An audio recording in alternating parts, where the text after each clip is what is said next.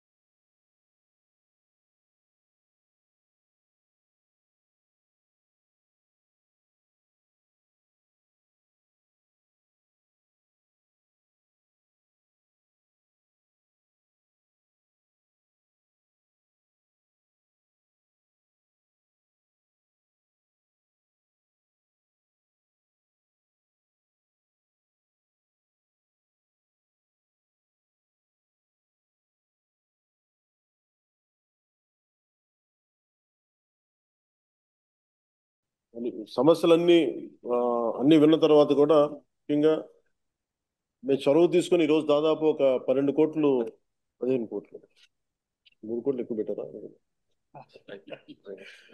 అంటే ఈ మీటింగ్ ఖరీదు మీ అందరికీ ఒక ఒక జిల్లాలో పెద్ద కార్యక్రమం అయిపోద్ది.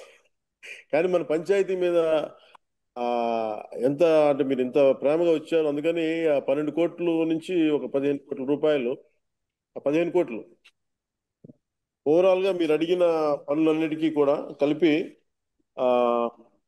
ఆ గ్రామ అభివృద్ధి పనుల కొరకు 15 కోట్లు మంజూరు చేయడం జరిగింది. మీరు అడిగిన ప్రతిదానికి ముందుకు తీసుకెళ్తా ఉన్నాం. దీంట్లో 14 సిసి రోడ్లు, 4 drains, dhobi ghat, bus shelter, school compound wall, tank పునరుద్ధరణ, నీటి కాలువల డీసిల్టింగ్, 2 శ్మశాన వాటికలో సదుపాయాలు, మరి ఇవన్నీ మీరు చెప్పిన అన్నిటికీ 15 కోట్లు మనకి మీకు మంజూరు చేస్తున్నాం. దీనికి గౌరవ మంత్రివర్యులు అచ్చెన్నాయుడు గారికి మనస్ఫూర్తిగా ధన్యవాదాలు తెలుపుకుంటా ఉన్నాం. అలాగే అధికారులు అందరికీ కూడా పేరు పేరున ధన్యవాదాలు తెలుపుకుంటాను. ఈ కార్యక్రమంలో పాల్గొన్న కింజరపు అచ్చెన్నాయుడు గారికి, టెక్కలి శాసనసభ్యులు, గౌరవ మంత్రివర్యులు, అలాగే పంచాయతీరాజ్ మరియు గ్రామీణాభివృద్ధి శాఖ ప్రిన్సిపల్ సెక్రటరీ శ్రీ శశిభూషణ్ గారి సార్ కూడా మనస్ఫూర్తిగా నా ధన్యవాదాలు తెలుపుతా ఉన్నాను. అలాగే శ్రీకాకుళం జిల్లా కలెక్టర్ శ్రీ స్వప్నిల్ దినకర్ పుణ్కర్ గారికి కూడా నా ప్రత్యేక ధన్యవాదాలు. అలాగే పంచాయతీరాజ్ కమిషనర్ శ్రీ కృష్ణతేజ గారికి, అలాగే ముత్యాల రాజు గారు, AP state institute for rural development, వారికి నా కృతజ్ఞతలు తెలియజేస్తున్నాను. శ్రీ షణ్ముఖ్ కుమార్ గారికి, ఉపాధి హామీ పథకం సంచాలకులు, Swachhandhra corporation managing director Shri Anil Kumar Reddy గారికి, ఇంజనీరింగ్ ఇన్ చీఫ్ పంచాయతీరాజ్ శాఖ బాలు నాయక్ గారికి, ఇంజనీరింగ్ చీఫ్ గ్రామీణ నీటి సరఫరా శాఖ శ్రీమతి గాయత్రి గారికి, రాయవలస గ్రామ సర్పంచ్ సరళన్న బాలకృష్ణ గారికి, సో వారికి నా నమస్కారాలు తెలియజేయండి. డబ్బులు ఇవ్వగలిగాం, కానీ నేను మీ నుంచి ప్రత్యేకించి ఈరోజు కోరుకుంటుంది, మన ఊరు అభివృద్ధి చెందాలంటే ఇప్పుడు మనం రోడ్లు కట్టగలం, లేదంటే కాంపౌండ్ వాల్ కట్టగలం, కానీ ఆకతాయిల్ని నిలువరించాలంటే మీరు బాధ్యత తీసుకొని మీరందరూ ఊరి నుంచి ఏకతాటిపైన గట్టిగా గొంతు ఎత్తకపోతే అది తప్పదు. అంటే నేను నా ఉద్దేశం ఏంటంటే, మీరు రోడ్లు కట్టిన మన వాళ్ళు కాంపౌండ్ వాళ్ళు కట్టినంత మాత్రం ఆకతాయిలు ఏం మారరు. అంటే స్కూల్ వైపు చూడాలంటే, భయపడాలంటే మీరు అందరూ ఏకతాటిపైన ఇర్రెస్పెక్ట్ ఆఫ్ పొలిటికల్ పార్టీస్, మీరు కొంతమంది వైసీపీ ఉండొచ్చు, టీడీపీ ఉండొచ్చు, జనసేన ఉండొచ్చు, ఇంకే పార్టీ అయినా కావచ్చు, బీజేపీ ఉండొచ్చు, ఎవరైనా ఉండొచ్చు, కానీ ఇర్రెస్పెక్ట్ ఆఫ్ పార్టీస్, బట్ గ్రామానికి దగ్గరికి వచ్చేటప్పటికి మీరందరూ ఏకతాటిపైన ఉండటం అవసరం. ముఖ్యంగా స్కూల్ పిల్లలకు సంబంధించి కానీ, గ్రామ ఉమ్మడి ఆస్తుల మీద కానీ మనందరం ఏకాభిప్రాయంతో ఉండాలని మనస్ఫూర్తిగా కోరుకుంటూ, అలాగే పిల్లలు రోజు బడికి వెళ్తున్నారా లేదా అనే విషయాన్ని కూడా తల్లిదండ్రులు, గ్రామ పెద్దలు కూడా చూసుకోవాలి. విద్య అనేది ఇందాక మన జగదీశ్వర్ గారు మాట్లాడుతా మన ఎడ్యుకేషన్ గురించి చాలా గొప్పగా చెప్పారు. అందువల్ల విద్య అనేది మనం పిల్లలకి ఇవ్వగలిగితే అది విలువైన ఆస్తి. అందుకని అది కూడా మీ దృష్టికి తీసుకొస్తా ఉన్నాను. అలాగే గ్రామ శుభ్రత, శానిటేషన్, వీటన్నిటికి కూడా మీరు అందరూ ప్రత్యేకించి భాగస్వామ్యం తీసుకోండి. కనీసం సో విలేజ్ సచివాలయాలు ఉన్నాయి, మీరందరూ పంచాయతీ ఆఫీసులు ఉన్నాయి, వీళ్ళందరూ కనీసం ఒక రోజుకి గ్రామ పరిసరాలను శుభ్రంగా చేసుకోవడంలో మీరు పార్టిసిపేట్ చేయాల్సిందిగా మనస్ఫూర్తిగా మిమ్మల్ని కోరుకుంటా ఉన్నాను. అంటే మన కష్టాలు వచ్చినప్పుడే విలువ తెలుస్తుంది. ఒకసారి మా ఇంట్లో ఏముంటుందంటే నాకు వాటర్ ట్యాంకులు నీళ్ళు అయిపోతాయి. మామూలుగా నీళ్ళు ఉన్నప్పుడేమో 3-4 బకెట్ కూడా చేసేస్తాను. కానీ నీళ్లు లేనప్పుడు ఒక్క హాఫ్ బకెట్ తోటి సంపూర్ణంగా స్నానం చేస్తాను. అప్పుడు అనిపిస్తూ ఉంటుంది నీటి విలువ ఎంత అని నాకు. సో మీ అందరూ కూడా నాలాంటి అనుభవాలు ఉంటాయి. అందుకని వర్షాకాలంలో వర్షపు నీటిని మనం వృధా చేయకుండా నిల్వ చేసుకుంటే, అలాగే వ్యవసాయానికి మరి ఇతర అవసరాలకి వినియోగించుకోవాలి. అలాగే హరిత గ్రామాలు అంటే మొక్కలు వేయమంటే మొక్కలు వేసేటివి వేసి మొక్కలు వేసి, కానీ దాన్ని ఎవరు మెయింటైన్ చేస్తారు? గ్రామంలో మనమే ఒక భాగస్వామ్యం తీసుకోవాలి. నర్సరీల నుండి ఉచితంగా వచ్చే మొక్కల్ని ప్రతి గ్రామంలో ఇంట్లో నాటాలి. అది చిన్నపాటి సుందర వనంగా మనం చేసుకోవచ్చు ఈ ప్రతి గ్రామంలో. అలాగే ముఖ్యంగా పిల్లలు ఆడుకోలేకపోతున్నారు, బయటికి వెళ్ళి ఎంతసేపు సెల్ ఫోన్లో టీవీల్లో ఆగిపోతున్నారు. అందువల్ల ప్రత్యేకించి మీ అందరికీ కూడా ఖాళీ స్థలాలను గుర్తించి వాటికి పిల్లల్ని ఆడుకునే అభివృద్ధి స్థలాలుగా చేయాలి అనేది ఉంది. అది మీరందరూ కొంచెం చొరవ తీసుకుని ఆ దిశగా వెళ్ళండి.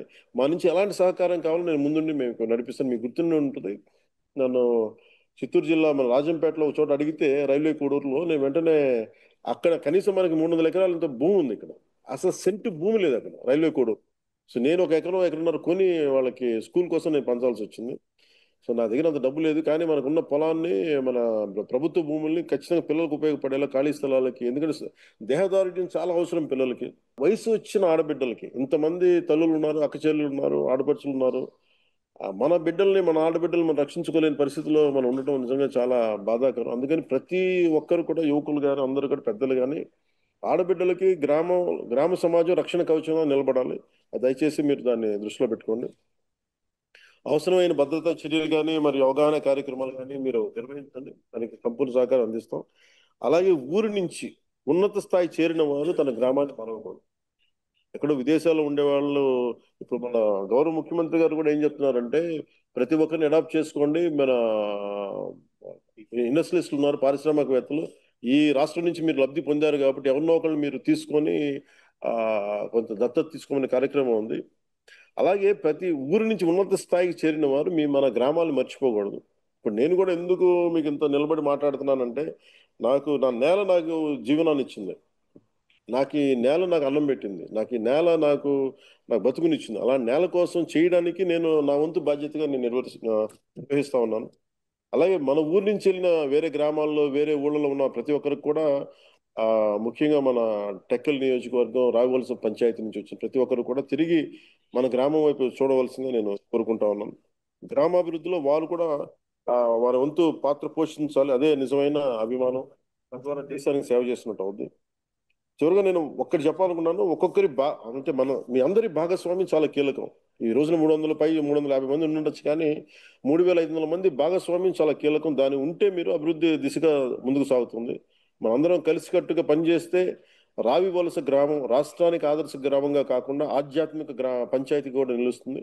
అది మీ అందరి సహకారంతో మనం ఆశించిన అభివృద్ధిని తప్పకుండా సాధించగలం తెలియజేసుకుంటూ, యోగా డే వస్తుంది మనకి, ఇంటర్నేషనల్ యోగా డే 21 జూన్ 2025. ప్రధానమంత్రి గారు వైజాగ్ వస్తా ఉన్నారు. దీంట్లో మనం ఏంటంటే, నిన్న ముఖ్యమంత్రి గారు మాట్లాడుతూ చాలా కార్యక్రమాలు చేస్తా ఉన్నాను మేము అందరం చేయమని. సో మనం 25వ రోజున మీరు కూడా పిల్లలు కానీ మీరు కానీ, అంటే నేను అడిగాను మొన్న ముఖ్యమంత్రి గారిని, అడుగుతా ఉంటే ఆసనాలు అంటే ఇప్పుడు నా దగ్గర వక్రాసనాలు, చక్రాసనాలు చేయాలంటే మా అందరికి నడువులు పోయినాయి కదా, ఎలా చేయాలని. లేదు, దాని గురించి ప్రత్యేకమైన ఆసనాలు ఉన్నాయి. సో అలాగే మనం కూడా ఎంతసేపు టీవీలో కూర్చొని అలసిపోయి మనం కూడా కొంచెం ఒళ్ళు కొంచెం వంచితే మంచిగా ఉంటుంది మనకి. అలా మనం ఎంతవరకు అయితే వంచగలము, మన వెన్నెముకని ఎంతవరకు వంచగలము, ఎంతవరకు సుఖంగా కూర్చోగలము, ఆ పద్ధతిలో యోగా పద్ధతులు ఉన్నాయి. సో మనందరం కూర్చొని మీరు కూడా దాంట్లో పాల్గొనవలసిందిగా కోరుకుంటూ, అలాగే కలెక్టర్ గారికి కూడా ప్రత్యేకించి స్కూల్ పిల్లల చేత, యువకుల చేత make sure that you participate on yoga day, international yoga day. అందుకని ఒకసారి మీ అందరికీ తెలియజేసుకున్నాను. ఒకసారి మరోమారు రావివలస పంచాయతీ ప్రజలందరికీ కూడా మనస్ఫూర్తిగా ధన్యవాదాలు తెలుపుకుంటూ, వచ్చిన ఆడపడుచులకి, అక్క చెల్లెలకి, పెద్దలకి, మేధావులకి అందరికీ ధన్యవాదాలు తెలుపుకుంటూ సెలవు తీసుకున్నాను.